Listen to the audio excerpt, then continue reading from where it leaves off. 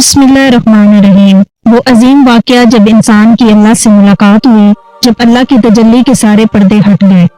وہ نور جسے دیکھ کر موسیٰ علیہ السلام پر کشی طاری ہو گئی۔ وہ کون سا مقام تھا جہاں اس کائنات کے مالک کا ظہور ہوا تھا؟ اس جگہ کی کیا حالت ہوئی؟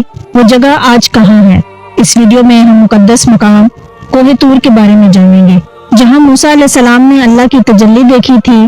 جب حضرت موسیٰ علیہ السلام کو مصر سے جلا وطن کیا گیا تو آپ مدین پہنچے، جہاں آپ نے حضرت شعیب علیہ السلام کی بیٹی صفورہ سے نکاح کر لیا اور وہیں بس گئے۔ مدین میں آپ 10 سال تک مقیم رہے۔ اس کے بعد موسیٰ علیہ السلام کو اپنے والدین اور لوگوں کی یاد شدت سے پریشان کرنے لگی، لہٰذا آپ نے مصر جانے کا ارادہ کیا۔ آپ نے رخت سفر باندھا۔ اس سفر میں آپ کے اہل خانہ بھی آپ کے ساتھ تھے۔ مدین سے مصر کا سفر ایک لمبا سفر تھا اور راستہ بھی خنقی اور بیابانوں سے بھرا ہوا تھا۔ سفر کی ایک تاریخ رات تھی، ہوا میں خنک تھی اور موسم سرد تھا۔ آپ علیہ السلام کوہ طور کی جانب بڑھ رہے تھے۔ طور اس راستے میں واقع تھا جو مدین سے مصر کی طرف جاتا تھا۔ جب آپ طور کے پہاڑ کے نزدیک پہنچے تو راستے سے بھٹک گئے۔ آگ کا بھی کوئی انتظام نہ تھا، ساتھ ہی آپ کے گھر والے، غلام اور بکریاں تھیں۔ سردی بڑھتی ہی جا رہی تھی، لہٰذا اس سرد رات میں ہواؤں سے محفوظ رہنے کے لیے آپ نے ایک جگہ پڑاؤ ڈالا۔ وہاں آپ نے پتھروں کو رگڑ کر آگ جلانے کی کوشش کی مگر ناکام ہو گئے، کیونکہ سردی کی شدت اور ہواؤں کا بہت زور تھا، اس لیے آگ جل نہیں رہی تھی۔ حضرت موسیٰ علیہ السلام کی اہلیہ صفورہ بھی امید سے تھی، لہٰذا حضرت موسیٰ بہت پریشان ہوئے۔ اس وقت آگ کے ہونے سے ہی روشنی اور گرمی مل سکتی تھی، لہٰذا جب آپ نے ادھر ادھر دیکھا تو دور آگ جلتی ہوئی روشنی دکھائی دی۔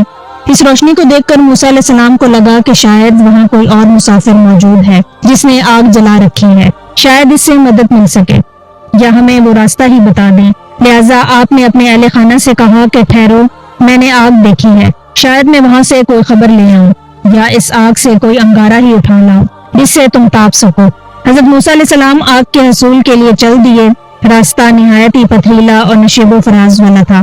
آپ نے اسے پار کیا اور غار نما جگہ کی طرف بڑھے جہاں سے روشنی آ رہی تھی۔ جب آپ اس روشنی کے قریب پہنچے تو دیکھا کہ ایک سرسبز جھاڑی آگ کی لپیٹ میں ہے۔ آگ پوری آب و تاب کے ساتھ بھڑک رہی تھی، لیکن وہ درخت کو راکھ کرنے کے بجائے اس کی خوبصورتی میں اضافہ کر رہی تھی۔ ایسا لگتا تھا کہ درخت روشنی سے جگمگا اٹھا ہے۔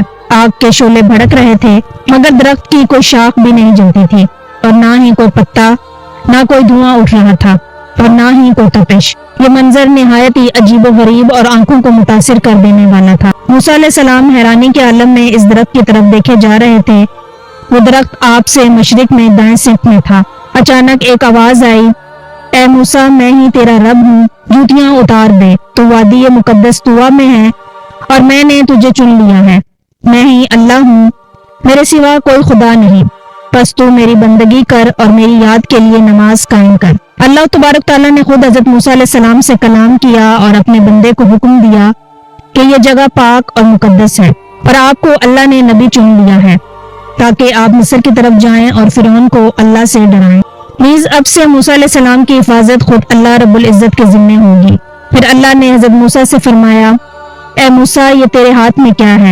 حضرت موسیٰ علیہ السلام جو اس واقعے پر حیران و پریشان تھے فوراً بولے، یہ میری لاٹھی ہے، اس پر ٹیک لگا کر چلتا ہوں، اسی سے اپنی بکریوں کے لیے پتے جھاڑتا ہوں، اور بھی بہت سے کام ہیں جو اس سے کرتا ہوں۔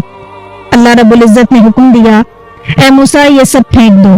حضرت موسیٰ علیہ السلام نے فوراً حکم کی تعمیل کی اور اپنا عصا پھینک دیا۔ اچانک کیا دیکھتے ہیں کہ زمین پر گرتے ہی وہ عصا سانپ بن گیا جو ادھر ادھر بھاگنے لگا۔ اس پر موسیٰ علیہ السلام ڈر گئے، پلٹ کر بھاگے اور مڑنے کی ہمت نہ کی۔ فوراً نشاد باری تعالیٰ ہوا، موسیٰ پلٹ آؤ اور خوف نہ کرو، تم بالکل محفوظ ہو، اس عصا کو پکڑ لو اور ڈرو نہیں، ہم اسے پھر ویسا ہی کر دیں گے جیسے یہ تھی۔ جب حضرت موسیٰ علیہ السلام نے ڈرتے ڈرتے اس سانپ کو پکڑا تو وہ پھر سے عصا بن گیا۔ پھر اللہ نے حکم دیا، اپنے گریبان میں اپنا ہاتھ ڈالو، وہ بغیر کسی عیب کے چمکتا ہوا نکلے گا۔ حضرت موسیٰ نے حکم کی تعمیل فرمائی اور اپنا ہاتھ اپنے گریبان میں ڈال کر باہر نکالا تو ایسا نور اور چمک نکلا جو بے مثال تھا۔ لہٰذا یہ 2 معجزے حضرت موسیٰ علیہ السلام کو عطا کر دیے گئے۔ جب موسیٰ علیہ السلام نے اپنے رب سے کلام کیا اور طور سے واپس لوٹے تو کوئی شخص بھی آپ کے چہرے کی طرف دیکھ نہ پاتا تھا۔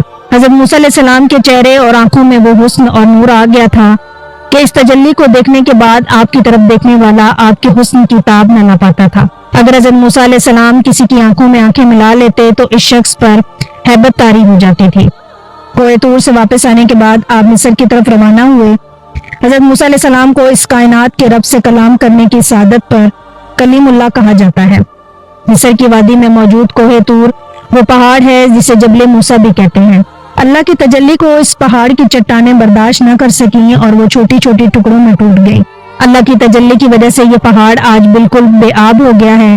اس پہاڑ پر کسی قسم کے کوئی پیڑ پودے نہیں اگتے، نہ ہی یہاں کوئی پانی موجود ہے۔ یہ پہاڑ دنیا کا واحد پہاڑ ہے جو روز 2 مختلف درجہ حرارت تبدیل کرتا ہے۔ صبح کے وقت یہ نہایت ہی گرم ہوتا ہے اور رات کے وقت بالکل ٹھنڈا۔ یہ پہاڑ روز اپنے رنگ میں بھی تبدیلی لاتا ہے۔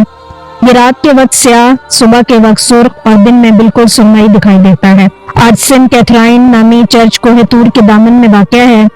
یہ خانقاہ 4 صدی عیسوی میں بنائی گئی تھی۔ خانقاہ کے انتظامیہ کا کہنا ہے کہ یہ وہ جھاڑی جس پر اللہ کی تجلی ہوئی اور موسیٰ علیہ السلام نے کلام کیا تھا آج تک وہیں قائم ہے۔ انتظامیہ نے وہاں لکڑی کی رکاوٹیں بنا کر راستہ بند کر دیا ہے جہاں لوگوں کا داخلہ منع ہے۔ بوٹانی کے ایکسپرٹ نے اس جھاڑی کو مختلف علاقوں میں کاشت کرنے کی کوشش کی مگر وہ ناکام رہے۔ یہ جھاڑی دنیا کے کسی حصے میں بھی کاشت نہیں کی جا سکتی۔ آخرکار اس جھاڑی کی ایک کلم جھاڑی سے کچھ دور ہی بو دی گئی تو وہاں پودا نکل آیا۔ سائنسدانوں نے اس جھاڑی کو معجزہ تسلیم کیا ہے۔ بہرحال اس واقعے میں بہت سارے پوشیدہ پیغام موجود ہیں جن میں ایک اہم پیغام یہ ہے کہ اتنی عظیم اور سخت پہاڑ اللہ کی تجلی کو برداشت نہ کر سکا اور جل کر سرما ہو گیا، لیکن ایمان والوں کا دل اللہ کی تجلی کو برداشت کر لیتا ہے۔ یہ مسلمانوں پر اللہ کی خاص رحمت ہے کہ اللہ کے کلام قرآن مجید کو ہم اپنے دلوں میں محفوظ کر سکتے ہیں۔ یہ دل اتنا عظیم اور بابرکت ہے کہ جسے دیکھ کر فرشتے بھی حیرت زدہ رہ جاتے ہیں، جیسا کہ اللہ نے قرآن مجید میں فرمایا، اگر ہم نے اس قرآن کو پہاڑ پر اتار دیا ہوتا تو تم دیکھتے کہ یہ پھٹ جاتا اور دب جاتا۔ میں امید کرتی ہوں کہ آپ کو ہماری آج کی ویڈیو بھی پسند آئی ہوگی۔ اگر ہماری ویڈیو پسند آئی ہو تو ہمارے چینل کو سبسکرائب کریں۔ ملتے ہیں نیکسٹ ویڈیو میں، تب تک کے لیے مجھے دیں اجازت۔ اللہ حافظ۔